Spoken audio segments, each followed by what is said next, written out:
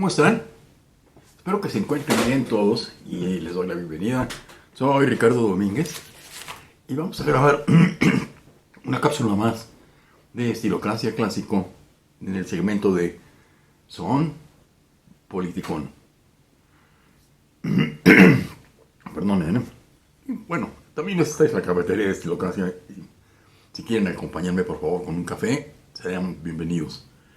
Fíjense ustedes que he estado recibiendo algunos comentarios en este Son Politicón diciéndome que zapateros zapatos, que por qué tenemos que hablar nosotros de cosas que no sabemos, que no nos importan, que ya hay mucha gente que informa. Yo no voy a discutir eso, pero sí voy a sostener un punto de vista que he sostenido siempre. Si nos limitamos a leer el periódico, a ver en la televisión o en los medios a los profesionales de la comunicación, nos vamos a quedar con un panorama en blanco y negro. O son completamente a favor de lo que ocurre, o son completamente en contra de lo que ocurre. Y bueno, está bien, y eso nos balancea. Pero ¿dónde quedamos nosotros? Porque ustedes y yo, ahí no tenemos voz. Ahí no valemos nada. Por mucho que escribamos, por mucho que digamos, por mucho que pretendamos ser alguien y que nos tomen en cuenta, no nos van a tomar en cuenta. Ni el comentarista, ni los personajes comentados. Usted y yo no valemos nada para ellos.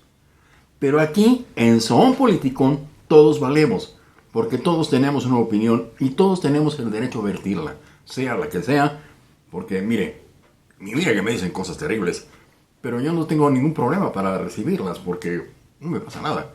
¿Sí? Hasta ahora nadie se ha muerto por un mal comentario. Se mueren por balazos, por COVID o por mordedura de serpiente, pero no por un comentario que no le gustó a uno. De manera que eso no es lo que me preocupa. Lo que me interesa y nos interesa a Juan Aldebarán y a mí profundamente, y por eso creamos este canal, es para que todos tengamos una voz y todos entendamos qué está ocurriendo, que diferenciemos muy bien entre lo que pasa y lo que sucede, porque como dijimos ya, hay muchísima gente que sabe lo que pasa, pero muy poca, de veras muy poca, la que entiende lo que sucede, y nosotros queremos ser de los que entienden lo que sucede. ¿Y de qué sirve todo esto? ¿Qué vamos a hacer? ¿Qué está en nuestras manos? Un instrumento tan útil como un fusil Barrett de calibre 50. El voto. Y cada uno de nuestros votos cuenta. Y ahí es donde vamos a cobrar facturas a todos ellos, los que no nos escuchan, los que nos menosprecian, los que hacen lo que quieren, los que nos tienen así de mal. Porque mire usted lo que está ocurriendo. Volvemos a entrar en semáforo rojo aquí en la Ciudad de México. Nos volvemos a quedar sin trabajo, sin clientes, sin ventas, sin cobranzas, sin dinero fluyendo. Nosotros los que creamos impuestos, los que trabajamos para empresas que crean impuestos y empleos, los que estamos dentro de la ley, a nosotros nos ahorcan. Y a los informales, ya los vio. Ya vio usted las gráficas, no nada más de la Ciudad de México, que es donde vivo, que es la que primeramente me afecta, pero los informales de todas las ciudades del país, ¿qué les pasa? Nada. Siguen vendiendo, siguen fluyendo el dinero, no a raudales, pero es un dinero que a nosotros no nos fluye. Oiga, si un puesto vende 3,000 pesos diarios, qué padre. Yo no estoy vendiendo más que 0 pesos al día. ¿Por qué? Ya ocurrió en el primer trimestre de 2020. Nos cerraron 3 meses y la economía se colapsó. Y ahora que nos íbamos a recuperar un poco de ese colapso financiero, nos vuelven a cerrar y entramos nuevamente a otro colapso. ¿Entienden lo que sucede? Todos sabemos lo que pasa. Tenemos que cerrar por el COVID, por no contagiarnos, pero los informales no cierran. Y la gente que concurre a comprar en el mercado informal, ahí está, con y sin cubrebocas. Obviamente con cero distancia sana. Están unos pegados a otros, compre y compre. Sabemos lo que pasa, pero no entendemos lo que sucede. Y yo no quiero especular, pero díganme ustedes qué opinan. Porque esto parece nada más, no digo que así sea, como una intención de ahorcarnos, como en la época de Echeverría, que es hacia donde se dirige este grupo de gobernantes, que son un poco radicales, que quieren ser precisamente como Luis Echeverría. Ustedes no lo vivieron, los que lo vivimos sí sabemos de qué se trata, ¿eh? Y les puedo decir que entre los gobiernos de Luis Echeverría y López Portillo ocurrieron todas las desgracias que estamos pasando hoy en día. Todas. Absolutamente todas. Fueron los que descuajaron al país. Y esa es mi opinión personal y tengo con qué sostenerla. Y creo que en esto también coinciden muchísimos analistas verdaderos. Yo no soy un analista, ¿vale? Que digan lo que quieran mis detractores, mis impugnadores o los impugnadores del canal. Y el canal soy yo, es Juan Aldebán, y ustedes. Todos nosotros somos este canal. Y nos están impugnando, nos están diciendo cosas terribles que no tienen que afectarnos. Recuerden que de todos modos tenemos que entender lo que sucede para utilizar la única arma que tenemos a la mano nosotros como ciudadanos de a pie. Porque eso es lo que está pasando. Que nos quieren dejar sin armas, sin dinero, sin nada. Pero siempre nos queda esa única arma útil. El voto. Siempre y cuando no ocurra que cancelan las votaciones, que cancelan al INE y que cancelan todo eso. Porque también podría ocurrir en el caso de un régimen tiránico. Pero esto es muy real. Y sí quiero enfatizarlo, porque de veras hay mucha gente que me está diciendo que yo no tengo por qué opinar. No. Usted tampoco tiene por qué opinar. Usted no tiene una opinión. Ustedes no tienen una opinión de lo que está ocurriendo. Ustedes están muy conformes con lo que les pasa. Ustedes están en su casa sin ingresos y no tienen opinión. No tienen dónde colocar su opinión. No tienen dónde hacerla oír. Eso sí es cierto. Por eso estamos nosotros. Porque créanme, los medios, sean los que sean, no son nuestra plataforma, no son nuestro micrófono y no nos escuchan ni nos van a escuchar. Ni comentaristas, ni analistas, ni políticos, ni diputados, ni gobernantes, ni nadie. Nosotros no somos más que los que la pagamos, punto. Y la vamos a seguir pagando. Porque vea, aquí nos tienen pagando impuestos sin ingresos. Y los que no pagan impuestos con ingresos. Por favor, como dicen los del Código Magenta, que alguien me explique. Que alguien nos explique cómo es que los que sí pagamos estamos sin ingresos y los que no pagan nada están con ingresos. Y además contagiando. Y además provocando contagios que a lo mejor desembocan en muertes. Y no pasa nada. Ahí hay un error. Y hay un error muy severo. Y mire, yo muchas veces y en otras ocasiones he leído columnas con ustedes. También me han dicho que si yo no tengo mi propio criterio, pues el criterio se conforma con información. Y si uno no lee, pues ¿de dónde va a sacar un criterio? ¿Verdad? Y entonces sí me gustaría leerles. Yo considero a don Roberto Rock como un excelente periodista. Él, yo lo he visto personalmente, alguna vez estuve en su casa y me parece un hombre bastante centrado. Y me gustaría leerles algo que él escribió para este domingo, porque escribe todos los domingos una columna que se llama Retrato Hereje. Muy bien puesto el título, por cierto. Y se titula 2021 en economía.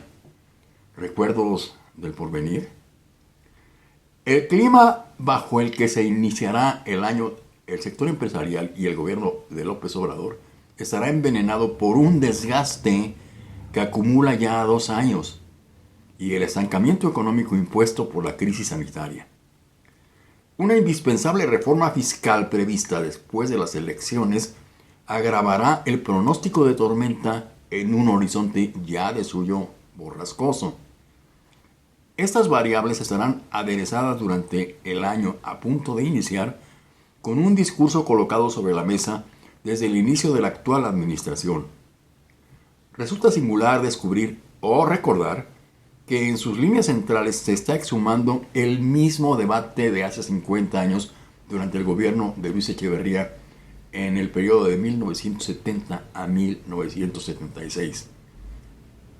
Bajo esa perspectiva, los cambios decretados en las semanas recientes sobre el gabinete López Obrador serán considerados en perspectiva como preparativos para el uso de retazos del pasado con un barniz superficial de transformación. Estará por verse si Palacio Nacional, pero en particular el secretario de Hacienda, Arturo Herrera, soportan las presiones de un país mucho más complejo del que existía hace medio siglo. En pocos temas como el económico, la agenda López Obrador se asemeja más a los tiempos de Echeverría, es decir, se asemeja por la condena a la estrategia implementada en el pasado inmediato, que entonces era el desarrollo estabilizador y ahora es el neoliberalismo, y consistía en confrontación con inversionistas foráneos, amagos crecientes sobre los capitales locales, enorme polarización. Aunque la elección no pueda ser más desalentadora con Echeverría, todo se sacudió, todo fue lastimado, pero no cambió nada. En 2021 quedará de manifiesto el desafío entendido desde la presencia de Lázaro Cárdenas de 1934 a 1940, la necesidad de fortalecer la autonomía y el margen de maniobra del Estado ante actores con peso propio, en este caso los varones del dinero, una de las obsesiones que ha acompañado toda la vida pública del ahora presidente del país. Cárdenas marcó un cauce subordinado, despojado de política, a los empresarios con la ley de cámaras para el sector a mediados de los años 30, y si bien la radical Coparmex existía ya desde 1929, lo que no le evitó una crisis recurrente, en especial con los grandes capitales de Monterrey, a los que en 1936 amagó con quitarles sus empresas si persistían con amenazas de paros. Al general se le atribuía una legitimidad mágica, cosa que debe sonaros bastante familiar hoy en día, entre una población que no llegaba a 20 millones de mexicanos, y la mayoría de ellos eran campesinos. Esa misma facción de magnates lanzó 20 años después, en noviembre de 1960, una pregunta al rostro del entonces presidente López Mateos. ¿Por cuál camino, señor presidente, para impugnar su declarado izquierdismo dentro de la Constitución? Así decían ellos, izquierdismo dentro de la Constitución. Y hasta Díaz Ordaz, secretario de Gobernación, se dijo izquierdista. Entonces, la estampa histórica inevitable en estos episodios la sella el discurso de Ricardo Margain Sosaya como representante empresarial en septiembre de 1973 frente al féretro del asesinado Eugenio Garza Sada en época de Echeverría, condenando los llamados al odio entre clases sociales por parte del gobierno de Luis Echeverría. El año por arrancar demostrará si hemos aprendido algo como país o si estamos presenciando la misma película con los mismos actores y cuyo final funesto ya conocemos de antemano. Es lo que le digo, mire, aquí hay información para nosotros. Que nosotros no somos influyentes, que no somos poderes fácticos, que para este gobierno y para todos los gobiernos no somos nada, y para los medios oficiales, para los medios poderosos, tampoco somos nada. Somos clientes nada más en todo caso. Pero aquí, en Estilocracia Clásico, son politicón, tenemos una voz y tenemos manera de escucharnos entre nosotros. No soy yo, no es Juan Aldebarán quien los va a escuchar, somos todos los que estamos y todos tenemos el derecho a opinar y entre todos vamos a conformar un minúsculo grupo de personas que además de saber lo que pasa, sí entienden lo que sucede. Amigos, ha sido un gusto estar con ustedes otra vez y nos vemos en una próxima cápsula de Estilocracia Clásico, Son Politicón. Y por favor, si les gusta lo que está ocurriendo, si les gusta lo que estamos haciendo, denle like, suscríbanse, coméntenlo, traigan más gente, porque todos los que ustedes conocen también tienen derecho a ser escuchados. Y este es uno de los canales en donde serán siempre muy bien recibidos y muy bien escuchados, aunque no opinen como yo, porque yo siempre sabré respetarlos y escucharlos. Que les vaya muy bien.